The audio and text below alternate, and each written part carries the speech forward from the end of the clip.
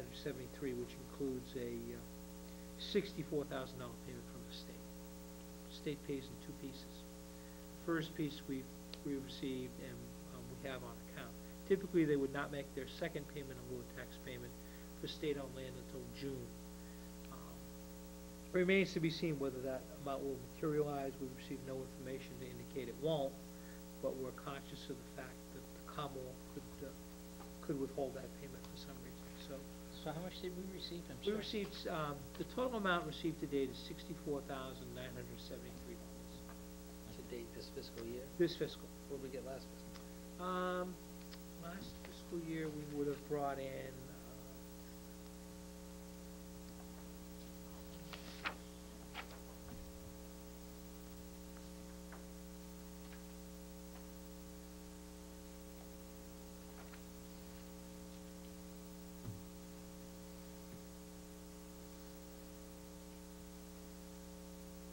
according to this, there was $342,000 that we brought in, $342,780.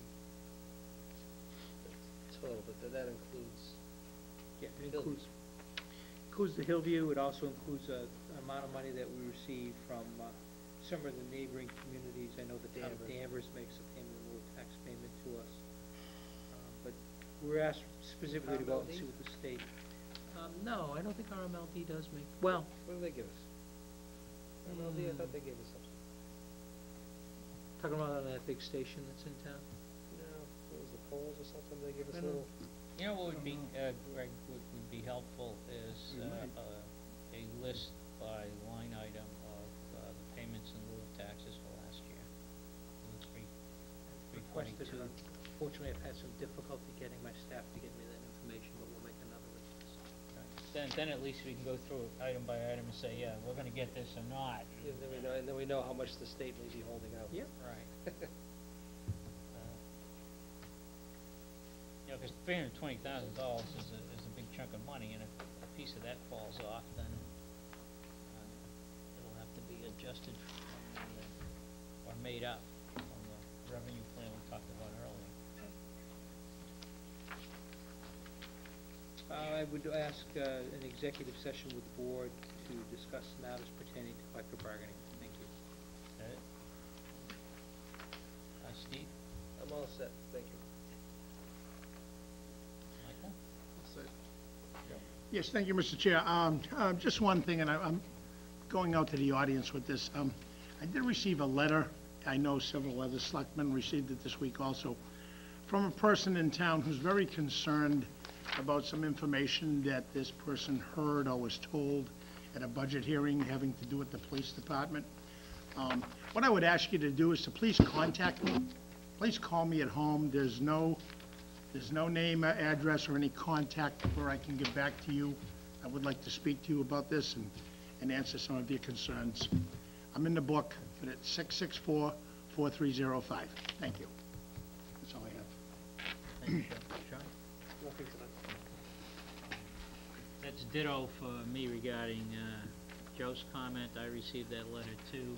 My phone number is in the phone book. It's 978-664-4451. I'd like to hear from you.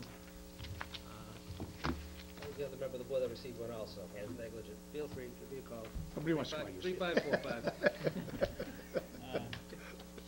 One thing I wanted to mention, and we probably should have mentioned it, I think, last week, Marty Conley passed away. And Marty was, there was a nice write-up in the newspaper regarding him on a letter to the, I think it was a letter to the editor. Yeah, John said it. Yeah. But I served with Marty Conley on the school committee, along with Steve's dad, several years. Great guy, and just pass my respects to his family. And thank him for his services. Mr. Chairman. Yes. Taking questions, but I have a question. Sure. Okay. On top of the challenges that you're already facing, it seems so painfully inefficient that you don't really know about the money that you're working with because you need to wait for the state. So I'm wondering your feelings about a remedy. Give yourself a comfortable window, say 2 years, to fix whatever you have to fix, so you're not in that waiting game, whether you have to change your fiscal year, or change the date of the town meeting, or whatever else paperwork, administrative things you'd have to do, so you're not in that situation. I mean, we were in that situation last year and again this year. And I've also heard that a town meeting may be in two sessions, so to speak. There may be a town meeting and then a few weeks later, a budget meeting. And I'm highly concerned about getting people to both meetings.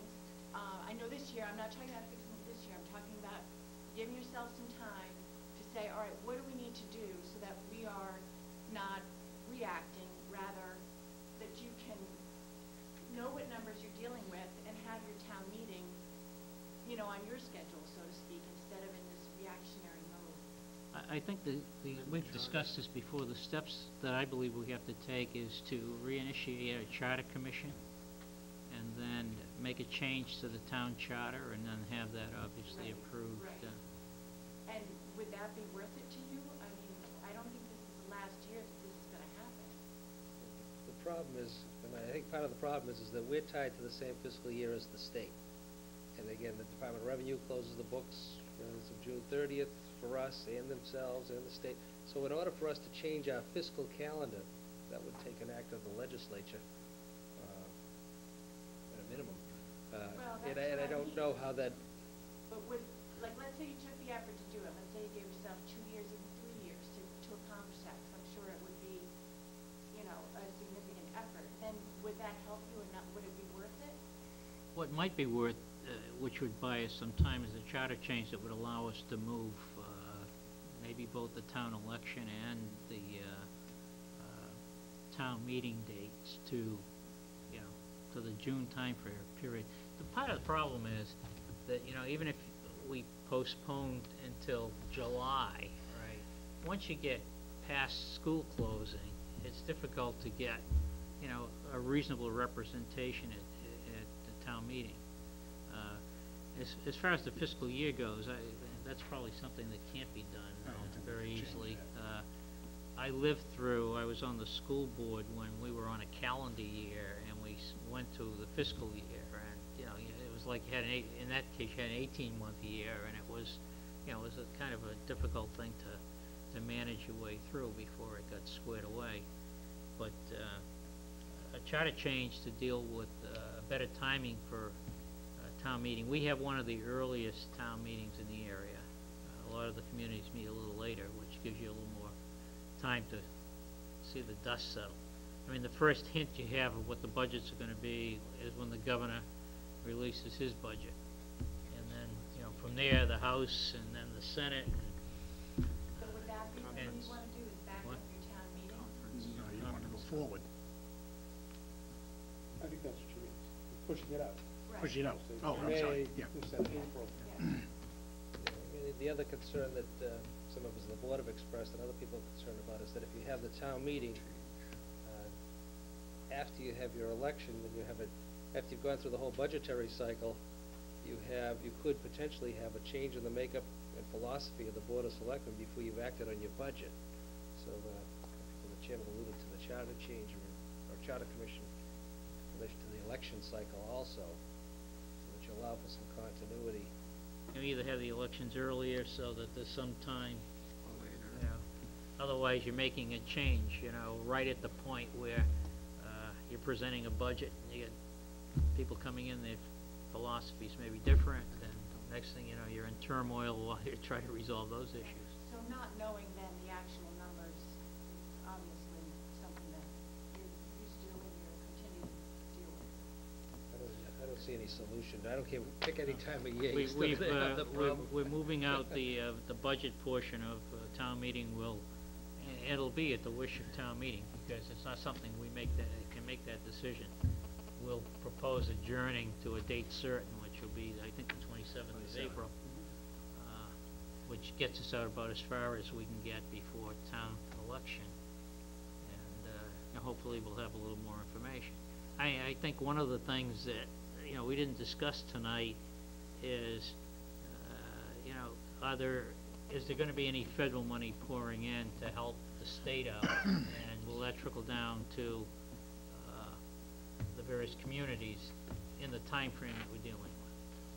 And also, as far as this town meeting goes, I think you had a concern over the two sessions. They're on the same night. It's just the April 27th and April. No, she was talking about the adjournment to oh, a handle date the certain? budget Oh, I'm item. sorry. I thought you meant the special town meeting and then the. Oh, right, yeah. All right. Sorry. Any other questions before we adjourn to executive session for purposes of Collective bargaining. bargaining? Mike? All set. Mr. Chairman, I move to enter into executive session for the purpose of collective bargaining strategy, and further the Board of Selectmen will return to open session thereafter for the sole purpose of adjournment. Second.